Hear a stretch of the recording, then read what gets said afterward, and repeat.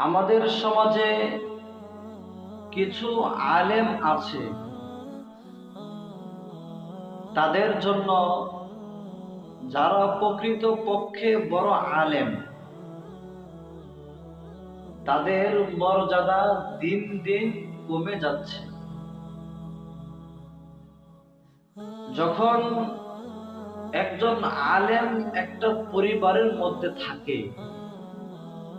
যখন একজন ইমাম সাহেব একটা পরিবারের মধ্যে থাকে, একজন ইমাম একজন আলেম থাকার পরেও তার পরিবার, তার ছেলের বিয়েতে, তার মেয়ের বিয়েতে, তার ছোট ভাইয়ের বিয়েতে, তার বড় ভাইয়ের বিয়েতে যখন উচ্চ আওয়াজে বক্স বাজায়, একদিন না, 2 দিন না, 3 দিন উচ্চ আওয়াজে সারা রাত যখন সে বক্স বাজায়, যখন মানুষের ঘুম নষ্ট হয়,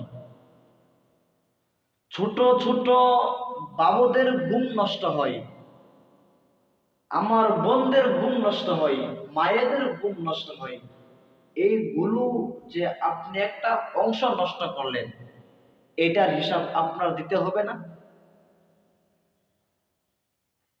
আপনি মানুষের ঘুম নষ্ট করে, আপনি মানুষের অংশ নষ্ট করে, আবার আপনি বলতেছেন হুজুর আমার ছেলের বিয়ে, একটু দোয়া করেন যাতে তারা সুখে শান্তিতে থাকে। এত খারাপ হচ্ছে কেন আপনাদের? এত খারাপ রুচি কেন আপনাদের?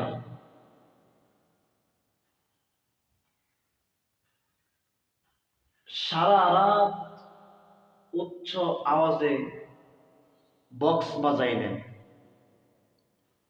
আজান হচ্ছে তারপরেও বক্স বন্ধ করেন না। আতশবাতি, এই আতশবাতির শব্দের কারণে পাখিরা আতঙ্কে থাকে, এই পাখিদের কষ্ট হয়েছে, এইগুলোর হিসাব আপনার দিতে হবে না? 101 বার এই সবগুলোর হিসাব আপনার দিতেই হবে। আল্লাহ তাআলা বলছেন ইন্না ইয়াউমাল ফাসলি কানা মিকাতা, সবকিছুর